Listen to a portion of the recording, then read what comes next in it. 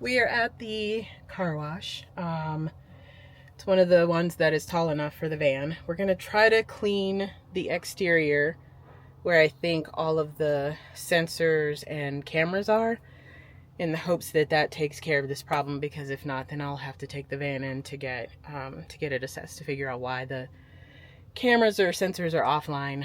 Literally, I got into the van last weekend planning to go somewhere and to do some filming, and the dashboard was just lit up. So we're gonna see if we can get this fixed without doing too much and spending too much money on it, but the van needed to be washed anyway, so let's go.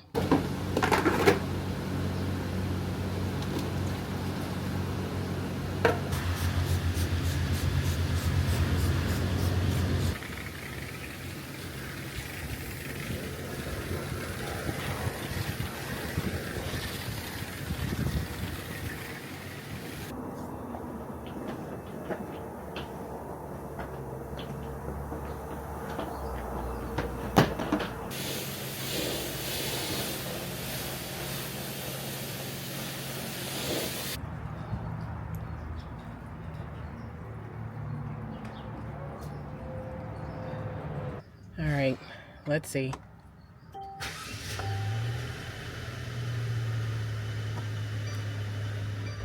Nope. Well, that's disheartening. So when I Googled it, some of the videos that came up said that you actually have to take a part of this apart to figure out if something is misaligned or if there's like dirt that's accumulated in front of the camera and sensor. And I'm like, am I going to do that? Probably not. I'm not going to do that. So I guess we're going to have to call and take it in. And I can't go anywhere really with it like this because I don't want it to activate any kind of other crazy limp mode that would make me have to get it towed. So yay. One of the not so awesome parts of van ownership.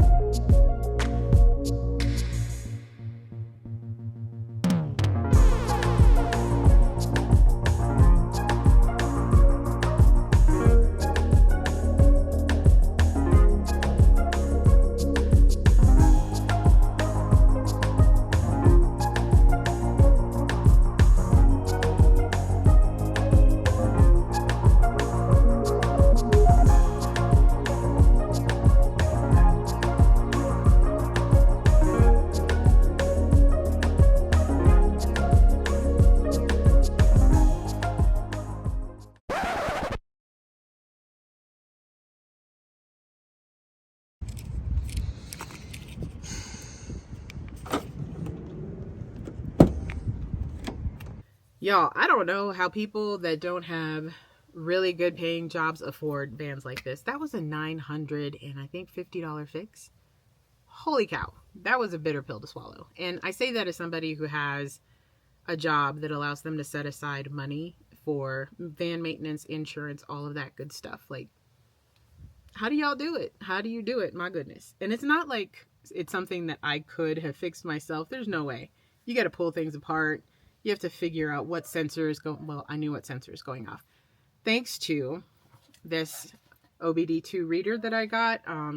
Mercedes-Benz, of course, doesn't allow you to just use the universal. There's like one of three like companies that produce these. This one is the iCarsoft V3.0, I believe. So yeah, I had to get this. And one of the reasons that I love and will always travel with some sort of code reader is it, for me, helps to mitigate stress, because when something goes wrong with my van, I, plug this end into here, and then I plug this end into the port that's up by my passenger seat, and it tells me what's wrong with it before I take it to the mechanic shop. So for me, this is like a stress management, I don't like surprises type of thing. So 100% think that if you are traveling with a van, if you're traveling in any kind of vehicle, you should definitely travel with one of these. I got the van fixed. That means that we are able to get on the road. Grateful that it didn't cost more, because I'm like, hey guys, I have plans to do things and I would like to be able to pay for that. But we're ready to go. So that means from here on out, we're going to start spending some time in nature in the van. Some day trips, some weekend trips, some longer trips, all within, though, 1 to 2 hours of where I live, because for right now, especially, my body just cannot handle any longer trips, which sadly means that Yellowstone's probably out of the mix for this year. Tucson is probably out of the mix for this year.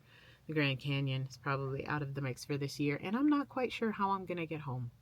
I don't know how I'm gonna go see my family. I guess I'll be traveling with the hordes over the holidays. So yeah, van's fixed. We can finally get back to doing some really awesome stuff, and I can get back to showing you what it looks like to spend time healing in nature. All right, if you're still here, thank you so much for watching, and I'll see you in the next video. Until then, take good care. P.S. If you have tips or recommendations for how to keep rodents, mice, rabbits, squirrels, all of that good stuff away from the tasty soy-covered wires in my van, please let me know. I bought a spray, and I'm planning to use these mothballs that are mint and cinnamon, I think, scented. I don't have the tape.